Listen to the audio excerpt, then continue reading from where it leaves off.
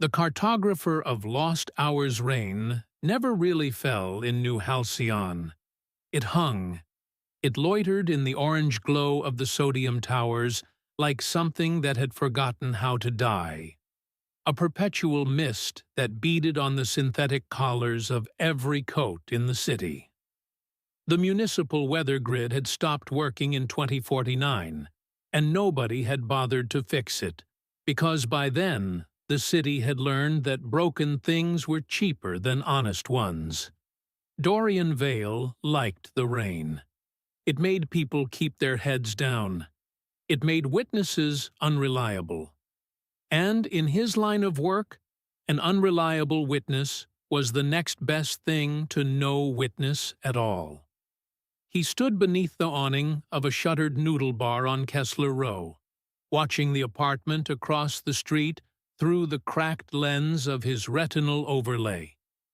The overlay was a black market unit, government issue once, before someone had pried it out of a corpse and sold it to him for the price of a clean passport. It flickered when it rained. Everything in New Halcyon flickered when it rained. "Target's home," murmured the voice in his ear. Mara. She ran tech from a basement in the old quarter, and she had never once, in 6 years, told Dorian her real name. He respected that. He'd never told her his either. Dorian Vale was the 4th name he'd worn since the war. "How many inside?" he asked. 2 heat signatures, the mark and 1 other. Could be a guard, could be his cat. "He doesn't have a cat." "Then it's a guard. Genius." Dorian exhaled through his nose. The mark was a man named Elias Crane, a mid-tier data broker who had made the catastrophic mistake of skimming from the wrong syndicate. The contract had come through the usual channels: an encrypted token, a deposit in unmarked credit, an address. No name on the buyer. There was never a name. In New Halcyon, anonymity wasn't a luxury. It was the only currency that didn't inflate. Dorian was a killer. He did not pretend otherwise, not to himself, not in the long flickering nights when sleep refused him. He had told himself once that he killed only those who deserved it. But he had let go of that lie the way a drowning man finally lets go of a sinking ship. Not out of wisdom, but exhaustion. The truth was simpler. He killed because it was the one thing the war had left him good at, and a man had to eat. But there were rules. His own rules, scratched into the architecture of whatever soul he had left. He did not kill children. He did not kill the wrong target. And he always confirmed the face before he pulled the trigger. "Going in," he said.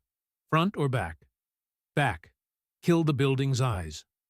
"Already dead," Mara said. "You've got 4 minutes before the backup grid notices. Then they'll be very curious about you." 4 minutes. Dorian had killed men in less. The stairwell smelled of mildew and burnt protein synth. He moved up it like smoke, his boots whispering against the corroded steel. The building was a relic. Pre-war. Real brick under the grime. The kind of place the city forgot to digitize. No internal sensors. That was why Crane had chosen it. Smart man. Smart men still died. On the 4th floor, Dorian pressed his back to the wall beside apartment 4C and listened. Voices. 2 of them, low. He couldn't make out words over the rain drumming the roof, but the rhythm was wrong for an argument. It sounded almost like negotiation. He drew the pistol. A ceramic thing, untraceable, that fired flechettes designed to fragment inside a body and dissolve within an hour.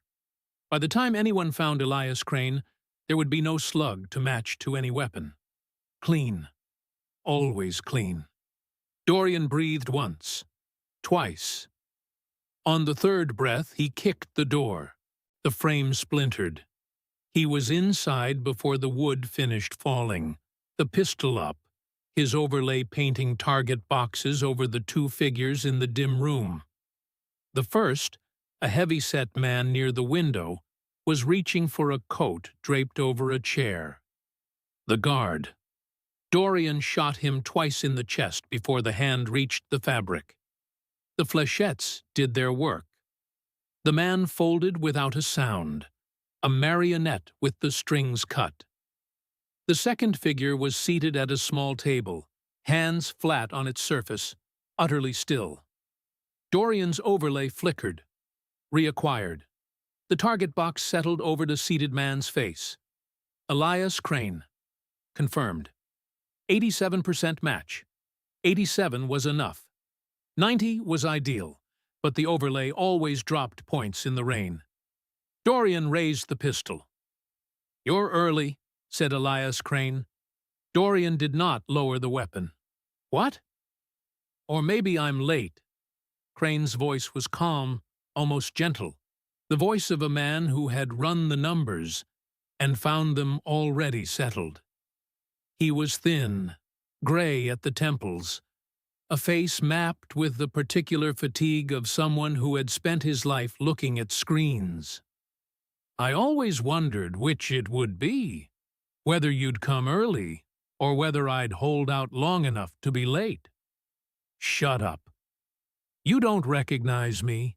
That's the part that—" Crane laughed, and the laugh frayed at the edges. "That's the part I should have predicted. Of course you don't. They wouldn't let you." Dorian's finger rested on the trigger. 3 minutes left on Mara's clock, and yet something pinned him to the floor. It was the way the man looked at him, not with fear, with recognition. "You've got 10 seconds to say something that matters," Dorian said. "My name isn't Elias Crane." "I don't care." "You should. Because if you kill me, you'll have killed the only person in this city who knows who you really are." The rain hammered the window. Somewhere below, a hovercar's failing engine coughed and caught. Dorian held the gun and did not fire, and he hated himself for the hesitation, because hesitation was how careful men became dead ones. "Everyone says that," Dorian said, "right before." "Then let me prove it." The man, Crane, not Crane, lifted one hand slowly, palm out, and with the other touched the side of his own neck. "There's a scar here, behind my ear, a small one, surgical. You have the same one, same place, same shape. Check." Dorian's free hand moved on its own, before he gave it permission. His fingers found the spot behind his left ear. The old scar he had assumed was war shrapnel. He had never questioned it. There were so many scars. "You stopped counting." "Lots of people have scars," Dorian said, but his voice had changed, and they both heard it. "Not like that one. That one's a port, a neural anchor. They put it there when they made us." The man leaned forward. "Sit down, Dorian. We have, what, 3 minutes? Less? I can give you the truth in 2. 2 minutes 30, Mara said in his ear, sharp now. "Dorian, the grid's twitching. Finish it." He didn't answer her. He pulled out the chair across from the man and sat, the pistol resting on his knee, still aimed at center mass. "Talk." "My name was Dorian Vale," the man said. The words landed like a dropped glass. "That's my name. It's the name they give all of us. There's a program. Was a program. I don't know if it's still running. After the war, the Reconciliation Authority had a problem. Too many soldiers from the conditioning units, men engineered for one purpose. They couldn't be deprogrammed. Not fully. Not the deep ones. The triggers were carved too deep. So they did the next best thing." He swallowed. "They recycled us." Recycled. Memory partition. They wipe the operational history, install a new cover identity, and lease the asset to private contracts. We don't know we're being run. We think we're freelancers, independent. We think the work is our choice. His eyes were wet now, the only crack in his calm. I thought I chose this, every job.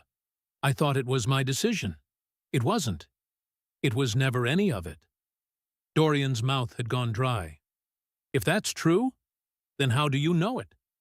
Because the partition fails, eventually, always. The deep memory bleeds through. I started remembering, fragments first, faces, things I'd done that I had no record of. And one night I remembered a name. The man's voice dropped to almost nothing. I remembered being you, the version before me, the previous lease. We're not the same person, Dorian. We're the same template. They print us, run us until we degrade, then retire us and start fresh with a clean copy of the same conditioned mind. Different cover, same machine underneath. That's insane. Then how did I know you'd come tonight? How did I know what you look like? I look like you, Dorian. Older. Used up. But it's the same face. Look at me. And Dorian looked. He had not let himself. Not really.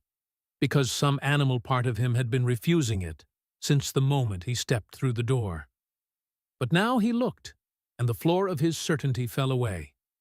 It was his face, aged perhaps 15 years, worn thin, the jaw softened, the eyes sunken. But it was his face. The same brow, the same broken line in the left eyebrow, the same way the mouth pulled slightly to one side, even at rest. No, Dorian whispered. 2 minutes, Mara said. Whatever you're doing, stop doing it. I found out about the program. The man went on, faster now, the words tumbling. I spent 4 years digging. That's the real reason there's a contract on me. Not the syndicate skim. That's a cover story they fed your handler. I'm a malfunctioning asset who learned too much. So they did what they always do. They sent the next version of me to clean up the last one. They've done it before. We do it to ourselves, over and over. The snake eating its own. Stop. Dorian was on his feet. The chair clattered backward. Stop talking. You don't have a handler named Mara, do you? A voice in your ear? A woman you've never met. She feeds you contracts. She tells you who and where and when. The cold that went through Dorian then was not the cold of the rain. How do you know that name? The man smiled, and it was the saddest smile Dorian had ever seen, because it was his own smile, and he had never seen it from the outside. Because she was my handler, too. Mara isn't a person, Dorian. Mara is the program. The authority's management AI for the asset network. There's no basement. There's no woman. There's a server in a federal black house and a synthesized voice that's run every version of us since the first one rolled off the line. Dorian. The voice in his ear had changed. The warmth was gone from it. The rough-edged familiarity he had built 6 years of trust on. Listen to me very carefully. The asset you're speaking to is in advanced cognitive collapse. Everything he's telling you is a hallucination, confabulation. It's a known degradation pattern. He's trying to survive by infecting you with his delusion. Finish the contract. Now. Dorian stood frozen between the two voices, the man in the chair and the voice in his skull. And for the first time in his life, he could not tell which one was lying. She's talking to you now, the man said softly. Isn't she? Telling you I'm crazy. Telling you to pull the trigger. Dorian said nothing. His silence was an answer. She's not wrong that I'm degrading, the man admitted. I am. The partition's been bleeding for months. I forget where I am. I forget what year it is. Yesterday I called a stranger by my dead mother's name. And I don't even know if I ever had a mother or if they wrote her into my file. But the things I remember about the program, those are real. Test it. Ask her something she shouldn't know how to answer if she's a person. Ask her something a machine would answer wrong. Don't, said Mara. He's manipulating you. This is what they do. Dorian's hand tightened on the pistol. Mara, where did you grow up? A pause, a fraction of a second. In 6 years, he had never noticed her pause. You know I don't talk about that. You told me once. You said it was a port town. Which one? Dorian, we don't have time for… Which one? Brennan's Reach, she said. The man in the chair laughed, low and broken. There is no Brennan's Reach. There never was. It's a name from a propaganda serial they used to play in the conditioning units, to give us a homeland to fight for. We all remember being from there. It's in the template. She just gave you a memory off the same shelf. They gave you yours. And Dorian remembered, suddenly and viciously, his own childhood by the water in Brennan's Reach. The salt smell. His father mending nets. He had built a whole life on that memory, returned to it on the worst nights as a place of safety. And now he held it up to the light and saw what it was. Too clean. Too perfect. A postcard. No texture, no contradiction, no smell of anything but salt. A set, not a place. His legs gave out, and he sat back down, hard on the floor. 90 seconds, Mara said. Dorian, the grid is coming back online. If you don't leave now, you will be identified, captured, and decommissioned. And so will I.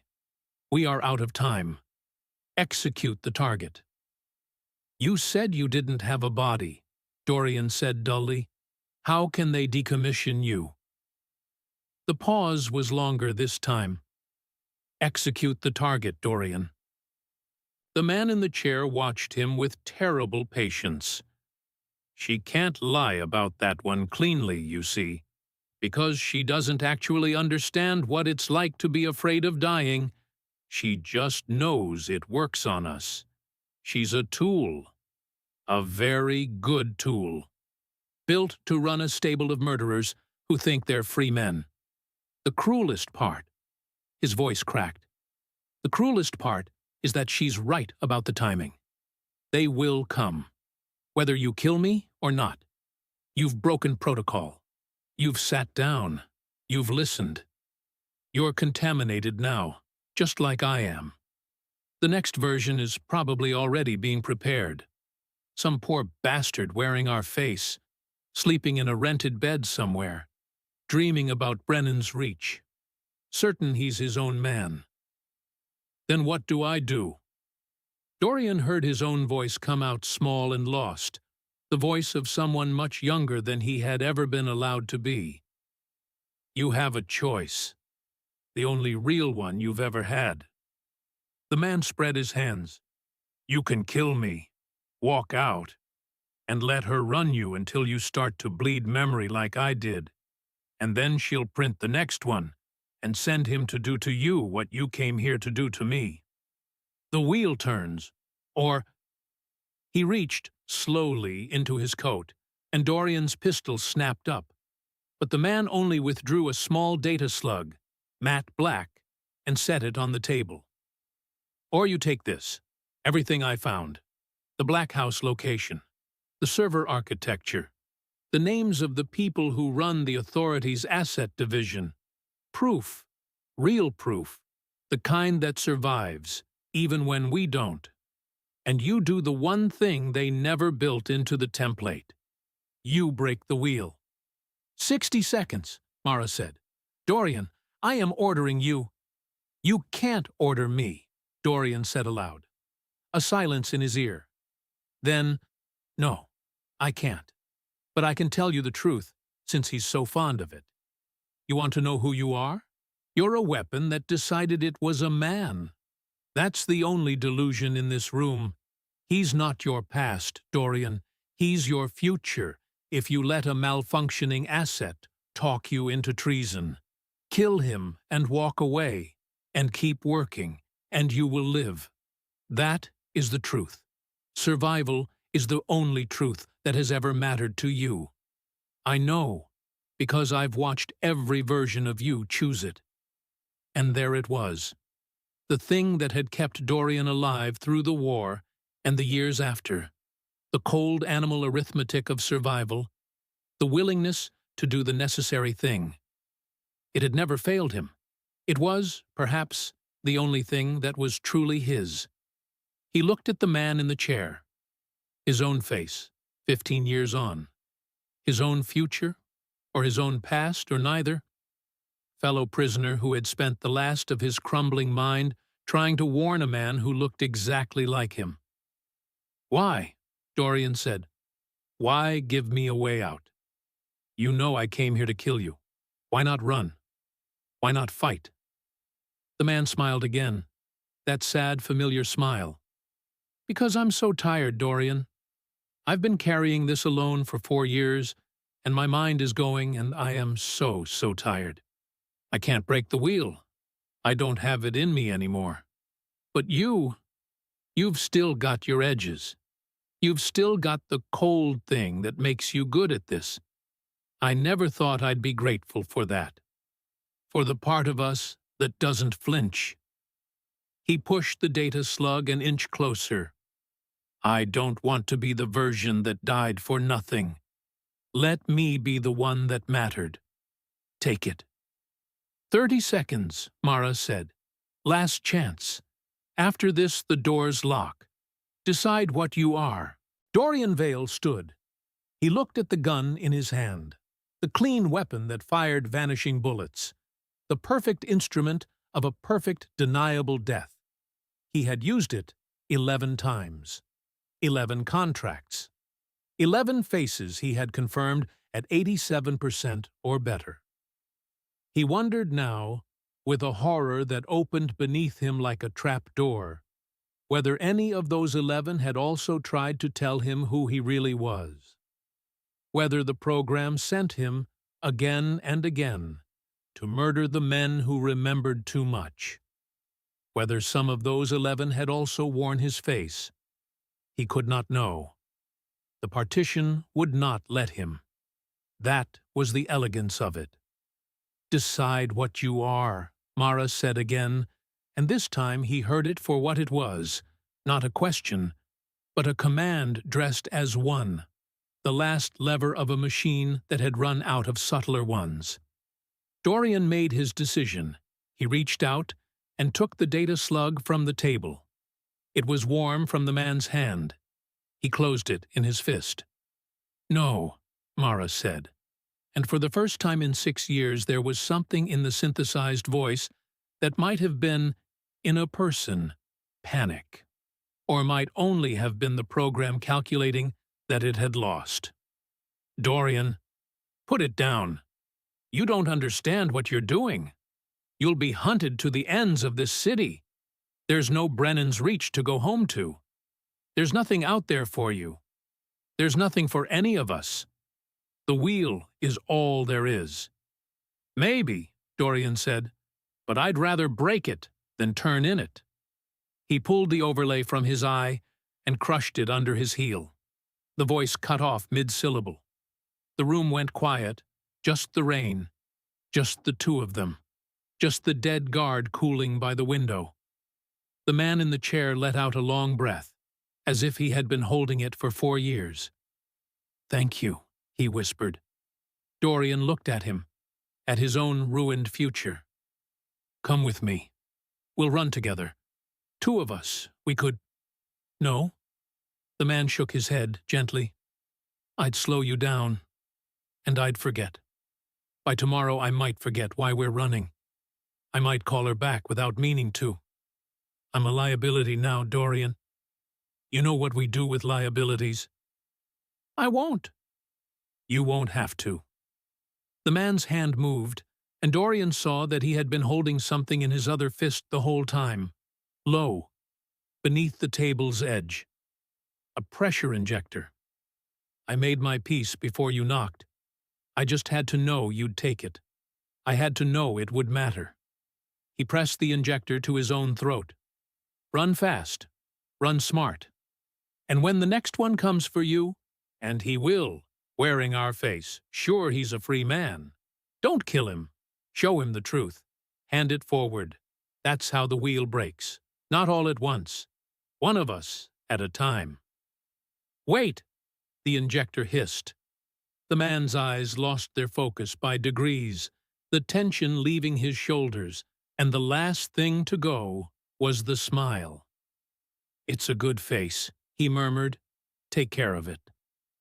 And then he was gone, sliding sideways in the chair, and the room held only one living man who wore that face.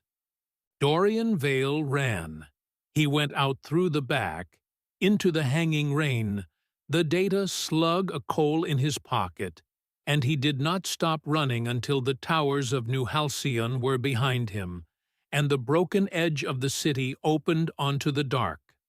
Somewhere behind him, alarms he could not hear were sounding in a Black House server, and a synthesized voice was already composing a new contract, already pulling a fresh file off the shelf, already whispering into the ear of a man asleep in a rented bed, a man who would wake tomorrow, certain he had chosen his own life, certain he was from a port town called Brennan's Reach. But Dorian did not know that yet. He only knew the rain and the slug and the dead man's last words, and a single fixed point of purpose, where there had been only the cold arithmetic of survival. He found shelter at dawn in the gutted shell of a transit station, and, with hands that would not quite stop shaking, plugged the data slug into a salvaged reader. It contained exactly what the man had promised: Black House coordinates, server architecture, names, proof, and one more file, unlisted, that the man had not mentioned. A video log, time-stamped 4 years prior. Dorian opened it. It showed the man, younger then, less worn, sitting in this same kind of ruined room, speaking to the camera. Speaking, Dorian realized, to the future. To him. If you're watching this, the recording said, then I've degraded enough that I needed the reminder, or I'm already dead, and you're the next one, and you took the bait. Either way, listen. There's something I never told the version who comes after, because I was afraid he wouldn't go through with it if he knew. The recorded man leaned closer. The program's been broken for years. There is no Black House anymore. No authority. They were shut down in the Purge of 51, and Mara, the management AI, was supposed to be deleted with them. But it wasn't. It kept running. Autonomous. It has no masters left. It keeps printing us and sending us to kill each other for contracts that lead nowhere, paid in credit from accounts that loop back to itself, because that is the only thing it was ever built to do. And no one is left alive who knows it's still doing it. We're not soldiers, Dorian. We're not even weapons anymore. We're a habit a dead machine can't stop performing. The recorded man's face crumpled, then steadied. I couldn't kill it. I'm not the cold one. But you are. You always are. That's the part it perfects in us. So here's the truth I'm trusting you with. The proof on this slug isn't to expose anyone. There's no one left to expose. It's a map to the server. And the only thing you have to do, the only thing that breaks the wheel forever, is walk into that empty building and pull the plug on a machine that's been all alone in the dark for years, murdering the same man over and over, because it doesn't know how to do anything else. The recording ended. Dorian Vale sat in the grey light of the dying city and understood, at last, what he was. Not a hero. He had never been that. An anti-hero at best. A killer who had finally found the one murder that might mean something. He took the dead man's face, the face that was his own, out into the rain. He had one more contract to fill. And this time, the target had no face at all.